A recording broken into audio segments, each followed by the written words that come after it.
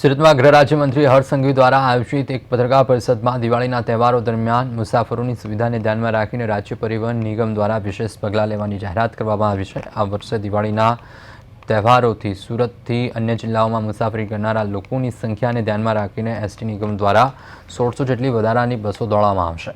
આ વિશેષ બસો આગામી 16મી નવેમ્બરથી 19મી નવેમ્બર સુધીના દિવસો દરમિયાન કાર્યરત રહેશે, જેથી કરીને તહેવારોની ઉજવણી માટે ઘરે જતા નાગરિકોને પરિવહનનો કોઈ પ્રશ્ન ન રહે। 1600 બસો સુરતથી ઉત્તર ગુજરાત, સૌરાષ્ટ્ર, દાહોદ જેવા વિવિધ જિલ્લાઓ માટે દોડાવવામાં આવશે। મુસાફરોની સુવિધા માટે સુરતના અલગ અલગ વિસ્તારોમાંથી આ બસો ઉપડશે, જેથી લોકોને પોતાના ઘરની નજીકથી બસ મળી રહે। મુસાફરો પોતાની ટિકિટનું ઓનલાઈન બુકિંગ પણ કરી શકશે, જેનાથી સમય અને શ્રમની બંનેની બચત થશે। આ પહેલનો મુખ્ય ઉદ્દેશ લોકોને સુરક્ષિત અને સુવિધાજનક મુસાફરી પૂરી પાડવાનો છે। જો કોઈ લોકોને બસ મારફતે જવું હોય તો એના માટે આ વધારાની સુવિધા કરવામાં આવી છે। દિવાળીનો પર્વ એટલે પ્રકાશનો પર્વ,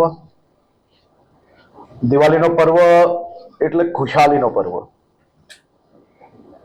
દિવાળીનો પર્વ એટલે સૌ પરિવારજનોને એકત્ર થવાનો પર્વ।